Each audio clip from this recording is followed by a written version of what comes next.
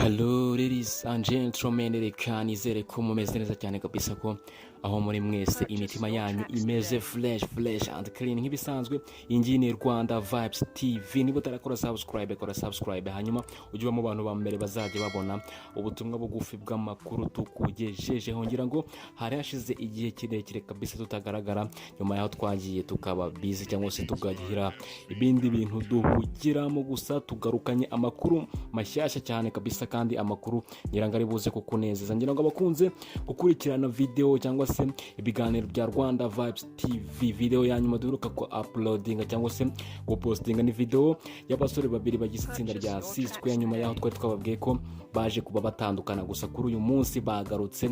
Nyuma yaho bagarutse rero bagarukanye ingufu zikomeye cyane, nyuma yaho bashyize indirimbo hanze bise Yereke byose ni audio bari bashyize hanze, gusa kuri uyu munsi baje kuba bakora kandi kazi gakomeye cyane. Nyuma yaho bavuze ngo reka bashyire audio hanze, baje kuba bicara babitekerezaho, hanyuma basanga ari byiza kuba bashyira ne video hanze cyangwa se amashusho y'iyo ndirimbo kugira ngo abakunzi babo bakomeze kugenda bishima cyane. Ni video rero ribuze kuba ijya hanze mu masaha make ari imbere cyane, ngira ngo na masaha 28 ari imbere bari buze kuba bari kura video nshyashya yabo cyane, video y'indirimbo bise Yereke byose. Ngira ngo ni indirimbo ya gospel yo guhimbaza Imana. So ngewe nganira n'aba basore rero baje kuba bantangariza ko ni video yakorewe ahitwa New York, ikorerwa muri studio yiswe Dynasty Studios. Hanyuma uwaje kuba ayikora ndetse akanayidirectinga n'uwo bita Chris, yaje kuba abishyiramo agatege cyane kugira ngo iyi video y'abasore ibashe kuba ijya ahagaragara. Ngira ngo rero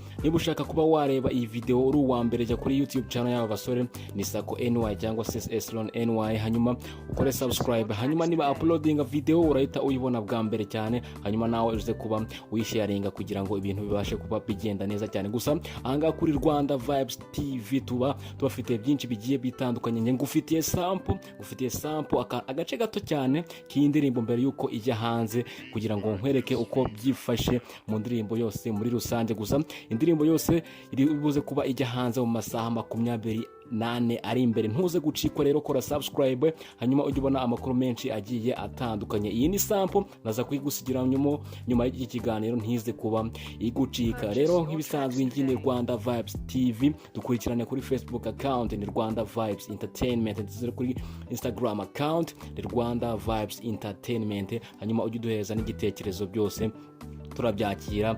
Ciao. Square and Y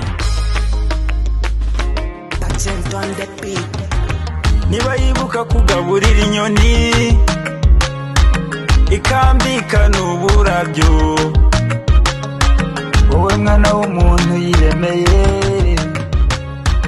niki cyatumita kwitaho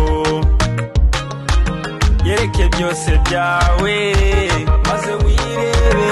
Yereke byose byawe maze wirebere. Yereke byose byawe